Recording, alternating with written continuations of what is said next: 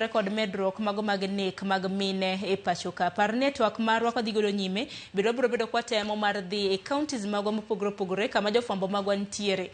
Bende nyanna duond jopiny kaluwore kod thor wach ma bende wantiere godo medruok mag nek mago mag joma mine e pacho ka. Jackie nidhi nyime gi twak moro ka nawa ka oyo matin. Ayaw ni pap koro nyalo dhi godo nyime. Twak Sharon chuno ni mondo koro waler wachni matut to wadwa ni walere kawuono agombo ni mondo alos kodu both sides mine to kod joma chuo nikech nitie part moro ka ma bende ji gi wil ni joma chuo gi bende gin mana dhano to ndio monte minego tang'o makelo nek gini wuok e kind ji ariyo dhako gi dichuo modak obed osiep obed dhako gi dichuo mokendore te wasewacho ni the major thing mwaseyudo ni kelo ma en lack of communication koso tudruok e yo makare. Ng'ato ok dwa somo wadgi mondo ng'e ni ng'ane en ng'ama chal nadi to en ng'ama koro kise somo ng'ato ming'eyo ng'ato to seche mantie gima thage idhi ng'eyo mapiyo ni chiegani kata wuon nyithindani nitie gima thage to ber mondo ubed piny. Asekwayo kendo akwayo ni jomodak beduru each other's keeper,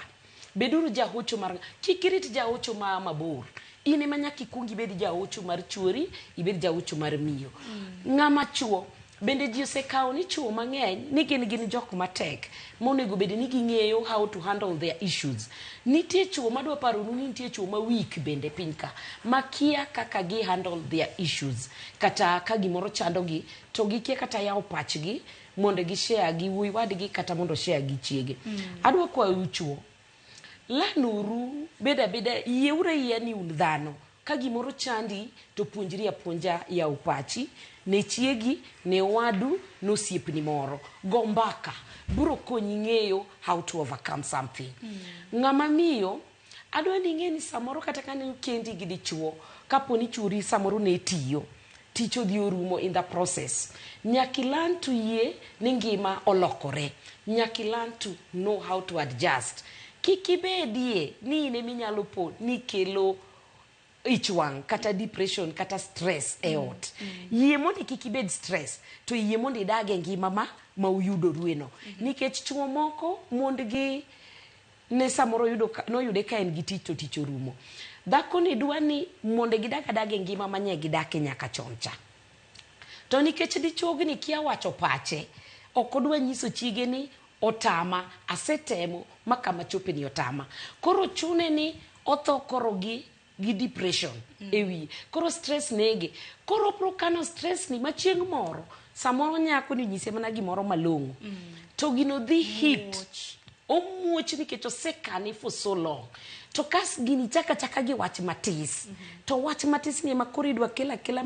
makel tulu e ot emani yude ni asira emamiyo ng'ato kao pala machuogo ng'ato hasira emomiyo ng'ato kao pi maliet mapuk kuom ng'ato hasira emamiyo ng'ato wacho ni kar nego ng'ato to kara anima monda negra iwinjo asira ni emamiyo mon negore kachiel gi nyithindegi iyudo ka gimadho sum magite biro because of asira ma nyithindo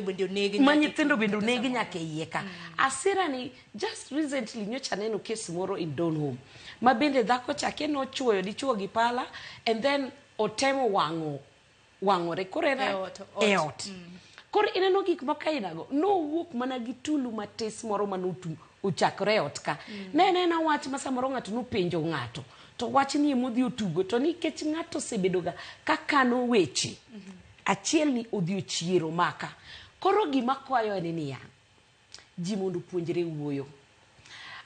Ineno kansela miwacho ni idwaro jahocho ni bobiro lakini eno bobiro to gima timore oduka to en kindu ji ariyo unemung'eyo kama chakruok mar gimoro chakore beduru each other's keeper loso is the best thing yeuru daka beduru siepe mago mpaka makata umodho pi to umodho pi gi hera. Another thing dhano weyo hera mar Kristo dhano kawuono gimomiyo dhano be negore ahinya ni dhano kendore with a lot of expectation dhano oweyo hera mar adier cha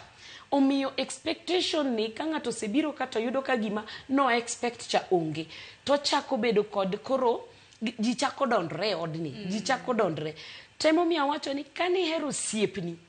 kani kendo siepni mane ung'eru to ne uheroru genuinely onge chieng' mubro gongana. Erokamano ahinya. Ang'e ni Purity bende biro bedo ka nyiso buche